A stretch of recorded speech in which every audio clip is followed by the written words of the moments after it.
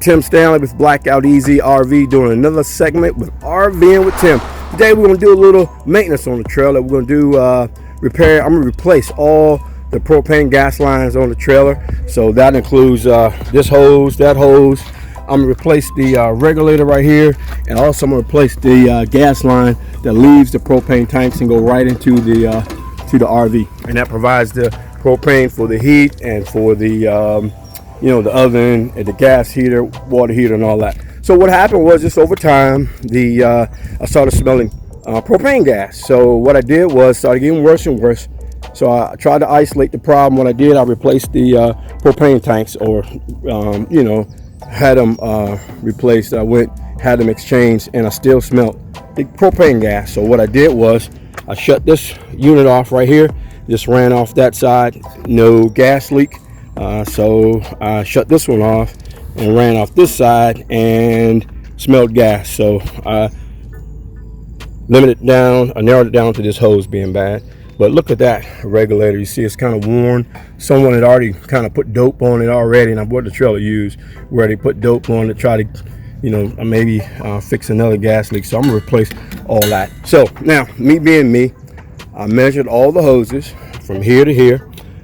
From here, I measured all the hoses, measured the regulator, and I measured the main line right here. So I went to E-Trailer and I bought all the new parts. So here's the parts list for today. I have the hoses to either side, and then I have the main hose right here, and I bought a compact automatic changeover regulator. So that's going to be an upgrade to what I have. Now, when you're buying these parts, the reason why I went on E-Trailer, because I'm doing my research and coming to find out, a lot of these places sell these regulators and hoses for, gas grills, and you don't want that.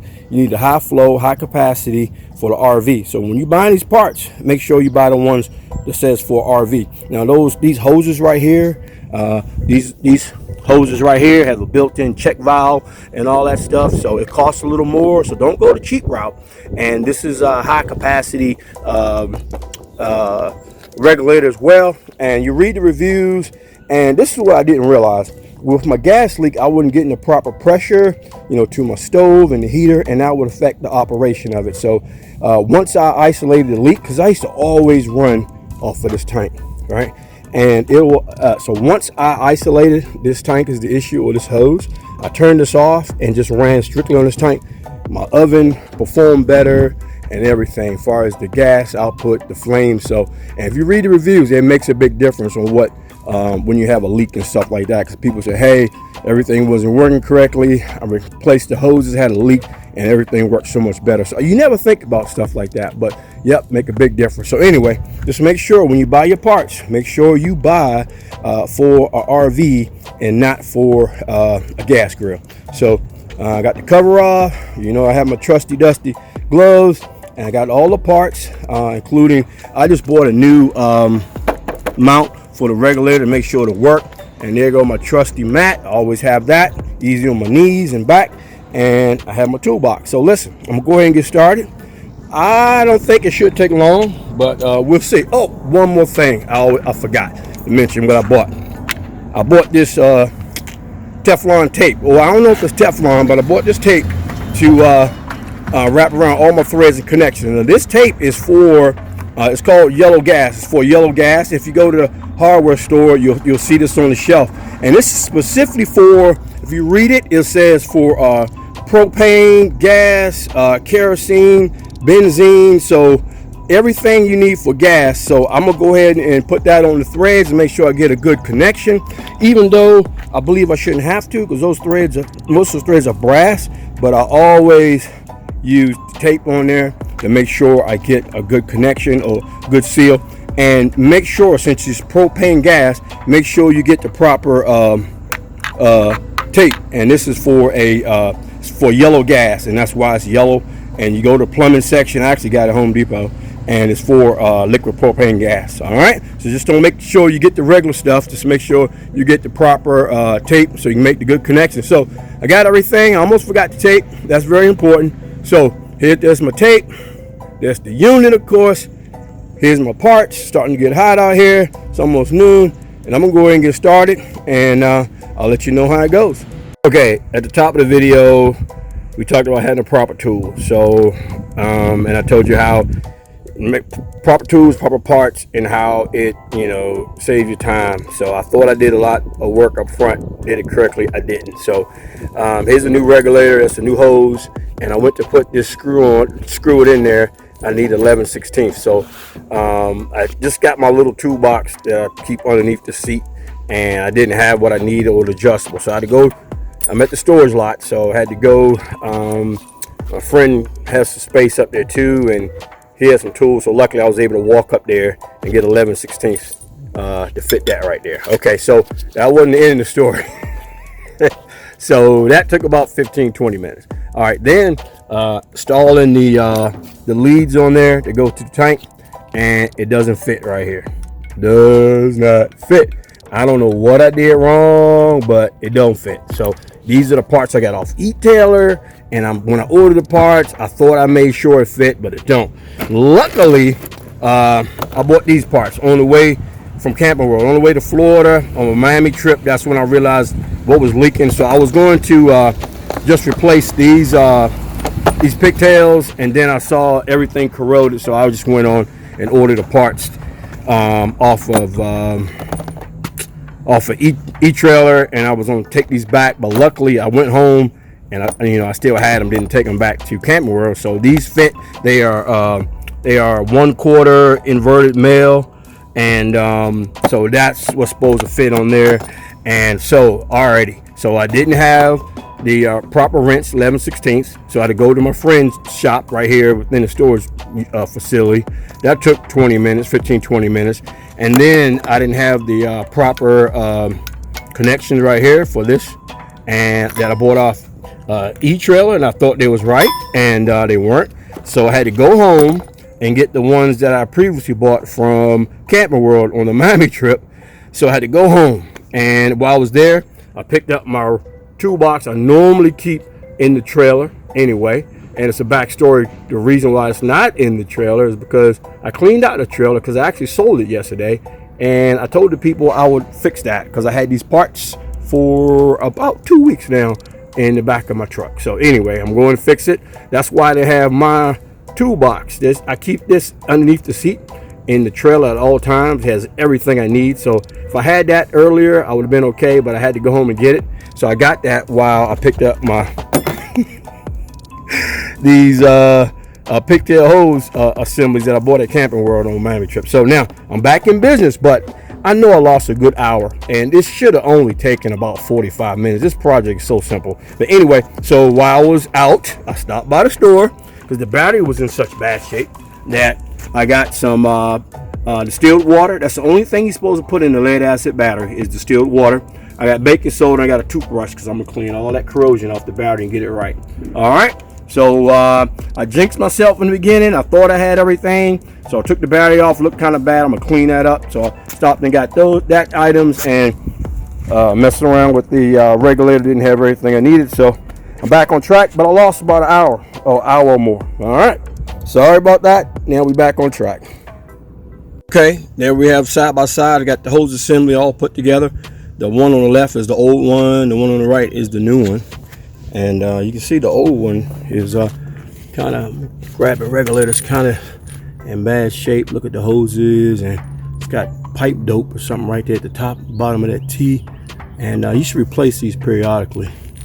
So here's the new one set up, and it's an automatic changeover system, and it's an automatic changeover system, and it'll automatically show if it's empty or full. So I'll show you that once I get it set up, but I'm ready to put it in place. So far so good. After little mishaps with the not having the correct wrench and the correct pigtails, but we back on track. Okay, now that we have the let me swing over here. We got the gas line, all that in place. You see the new regulator, the new pigtails coming down. You see the new connection, and I use all the yellow tape. You can see actually the yellow tape on there. That's an indicator. And so now we have that straight. I'm gonna work on the battery. While I got it out, I'm gonna clean it up with the baking soda, toothbrush, and distilled water. Once I get it clean, I'm gonna pop the top and top it off. with distilled water. Always use distilled water when you filling that water in the battery. And lead acid battery, sulfuric acid in there, and you have to change the you have to add water from time to time, especially if you're charging and discharging a lot or using it a lot. All right, so all I did was put some baking soda on top of it, and you see it already foaming up, and I just poured some water on it, and then I'm gonna just scrub it up, and you can hear it fizzing and foaming, and just go ahead and clean that battery up, get all that stuff off of there.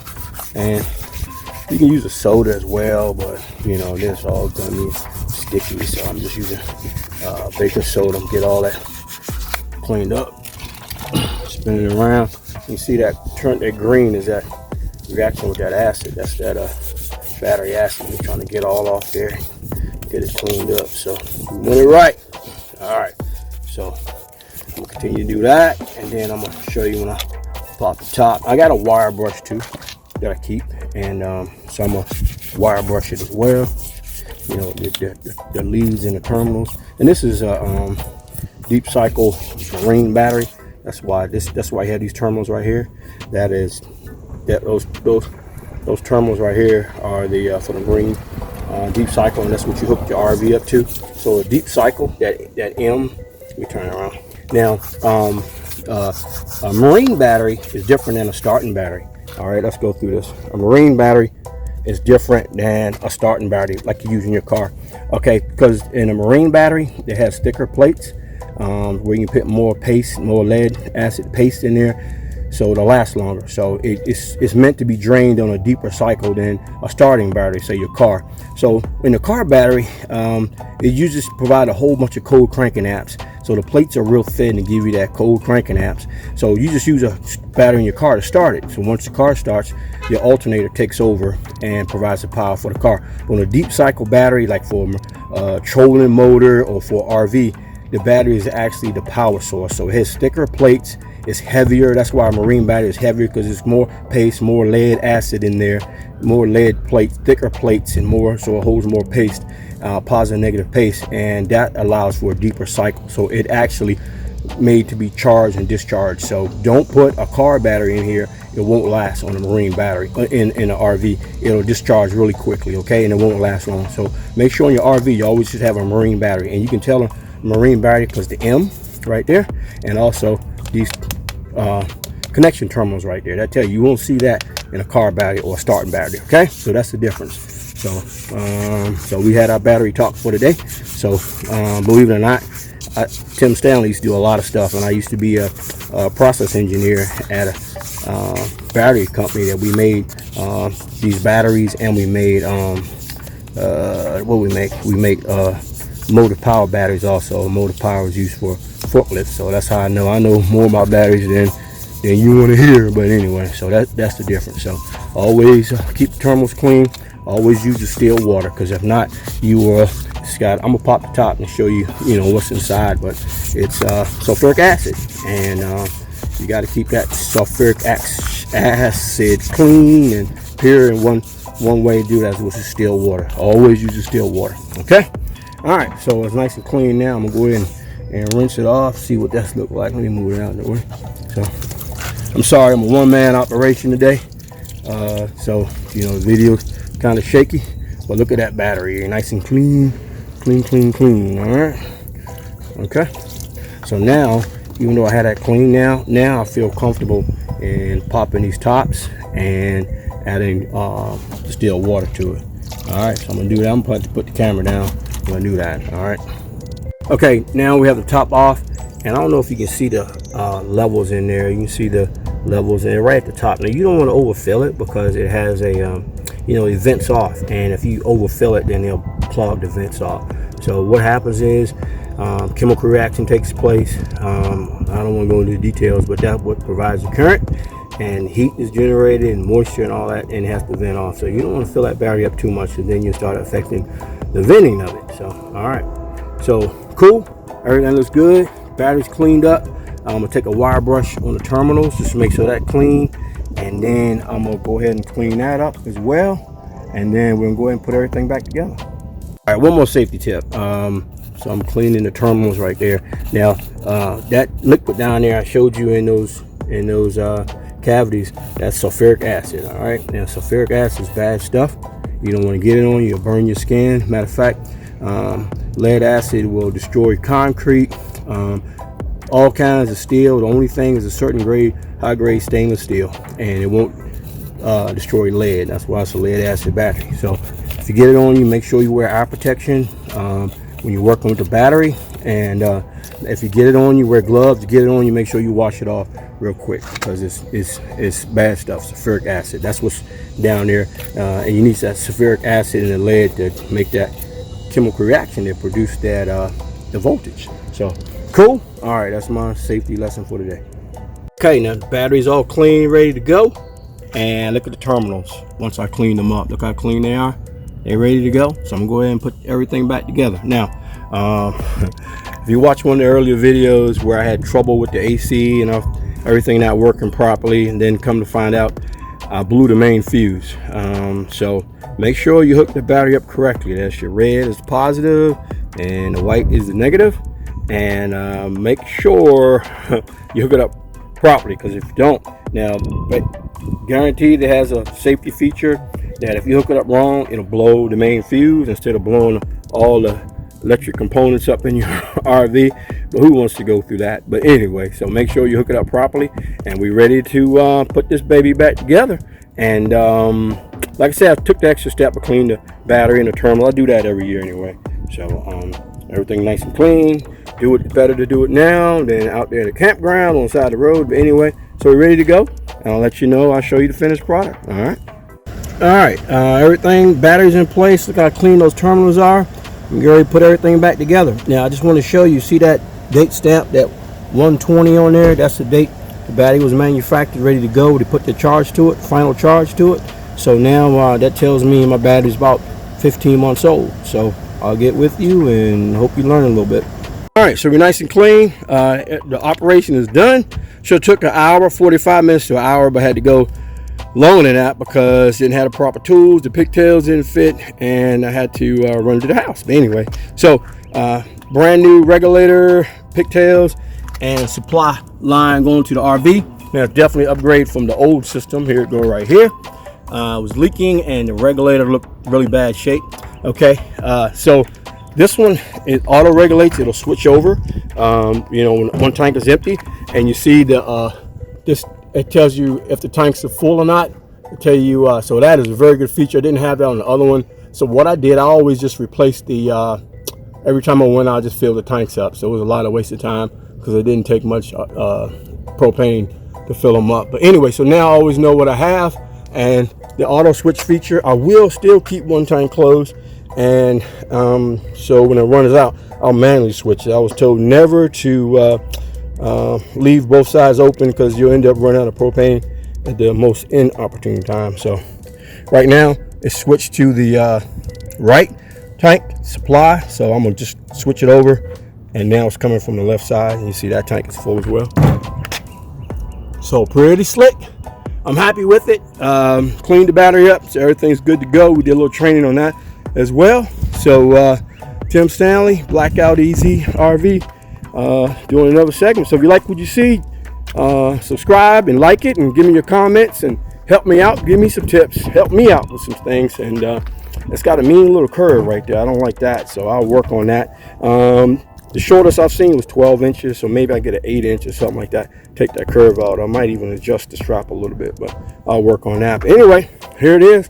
No gas smell, so I fixed the problem. All right, Tim Stanley, Blackout Easy. See you on the other side. If you like what you see, subscribe, send me some comments, and help me out. Give me some tips. Help me out sometimes. So anyway, Blackout Easy, RVing with Tim. See you on the other side.